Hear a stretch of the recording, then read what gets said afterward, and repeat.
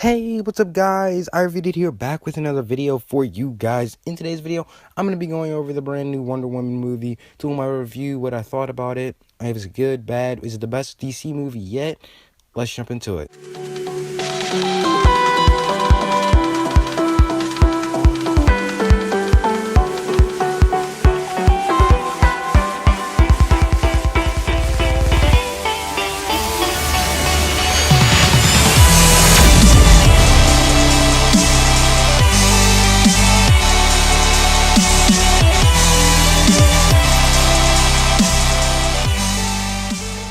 Okay guys, so if you haven't already seen the movie, you should see the movie, come back to this video, because this is going to be a spoiler warning right now. I don't feel like doing a spoiler warning in the middle of the video, so I'm just going to go ahead and do it right now. So starting off with the first thing I wanted to talk about is the acting in the movie. The acting was already obviously great. There were great actors in the movie. Gal Gab, whatever, I'm not saying her last name. I'm going to try it, because everyone's going to be like, oh, you said it wrong. I don't care. Chris Pine, Robin Wright, David Wellis, that dude played Ares at the end of the movie. Steve Trevor, what's it called, was the guy that I think Wonder Woman was hanging out with for most of the movie. I actually don't remember much of this movie because I saw it on Thursday, so if I like stop in the middle of my sentence, that's probably why. So Chris Pine was the one that was following Wonder Woman throughout the whole movie. You know, the one that came up, crash landed onto the island, which is called I can't remember it right now, but she crashed down on the island with all the women, and the Wonder Woman, aka Diana, never seeing a man before. You could obviously see that in the movie, and you can actually feel it throughout the whole entire movie that she had no idea what she was doing when she was let into the real world. No, she was the weird, there was a point in the movie where she was just yelling, and she was in public just yelling out at Chris Pine. God, I'm sorry, I told you I don't remember these names. Steve, he was just he was just yelling at him, and he was trying to say, quiet down, quiet down, quiet down. Like, you could obviously see that she has never been outside those walls before, and it brought a little comedy into the movie, which they did do well. But I see too much of Captain America in this series. Captain America, the First Avenger, and Winter Soldier, seeing that something is wrong, going to go fight for it, and Civil War in it, because, you know, the whole reason why Captain America fought Iron Man was because they had separate opinions on one thing, and that's kind of what Diana did. She had separate opinions with her mother, well, quote unquote kind of mother, because she said Ares. No, the other god birthed her, made her out of clay, something like that, and that's how she was made. And pretty much I see too much of a resemblance to Captain America. There's 3 movies. I see too much of resemblance to them. I mean, the first one, I think they kind of did a better job with it, but I don't think it is like the best portrayal of the movie they could have done.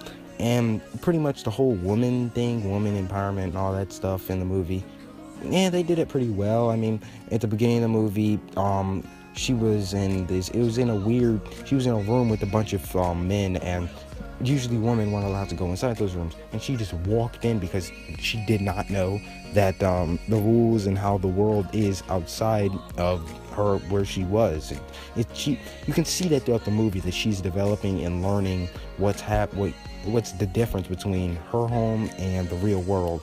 And pretty much those 2 characters, Steve and Diana, they both had 2 different opinions on the world. One had an opinion that Ares was trying to destroy the world, and he was just trying to stop the world from losing World War I, which was pretty much the whole reason how he ended up where he was in the movie. So there obviously were the villains, Dr. Poison and General Ludendorff. I hope I said his name right. Dr. Poison, I didn't really like her too much. She was so cringy. Every time she was on the screen, it seemed like it was cliched, cringy. Every single time I saw her character, it was just like an evil scientist. We've seen this before, really.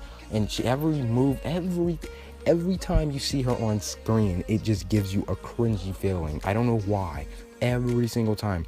The general, I liked him. He was a good villain. Obviously, he wasn't the main villain. He was like, he had this like super thing that he would like drink to turn into like a strong dude, and I mean, the Dr. Poison.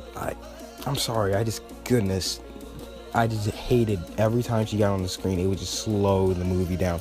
The beginning of the movie. Oh, no, we're back to the beginning of the movie. The beginning of the movie was pretty slow for me.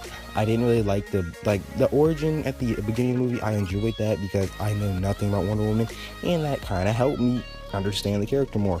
And I would like it if more movies would do that, because I just don't understand anything that's happening in some of these movies, but they don't give you a beginning telling you what is the whole point and how the person got their powers, the origins, all that stuff. And the beginning of the movie pretty much tells you all that, and thank you for the directors to doing that. I really like that part and idea at the beginning of the movie. Now, the movie was well paced. There were some comedy stuff in there that didn't click. Like, they had some things that were clicking. Like I said, when Diana seeing the new world, acting differently from regular people act in the real world. That was mainly the funny comedy in the movie. But there were some things in the movie that did not click. And another thing that didn't really work for me is the connection between Batman v Superman and Wonder Woman. Now, Wonder Woman is set in World War I, the first war there, and she pretty much in World War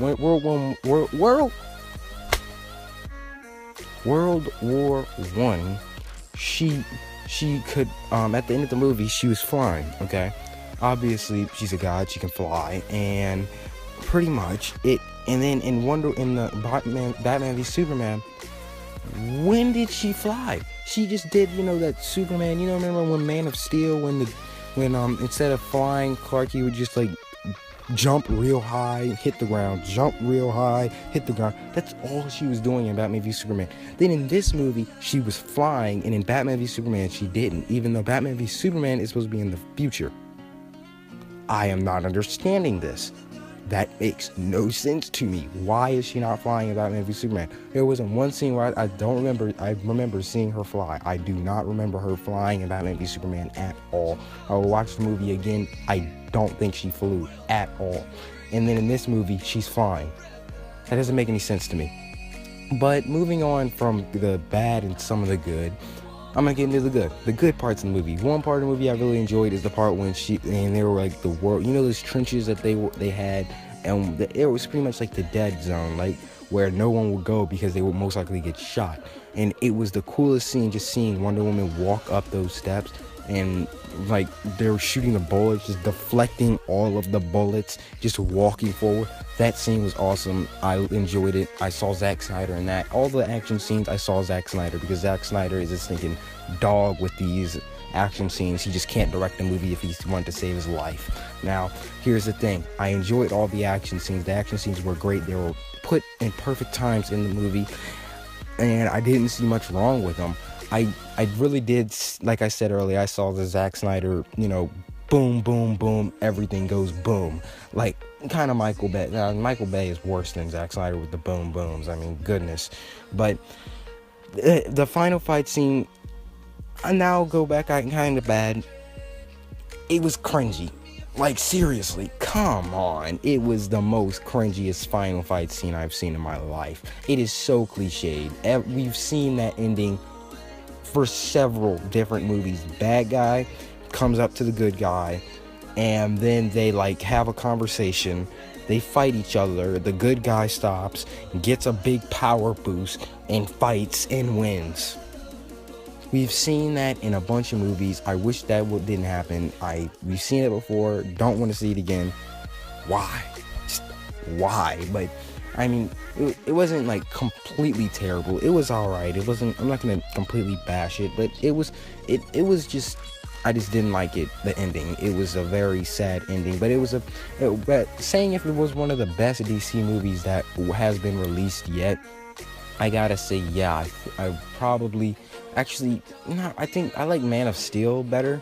Yeah, I like Man of Steel. I don't know about Batman v Superman or Suicide Squad, but you can see this kind of gave the DC universe a bit of hope, which they dearly needed. And yeah, I enjoyed the movie. Good movie, but I'll give, out of 10, I will probably give it a 7.3.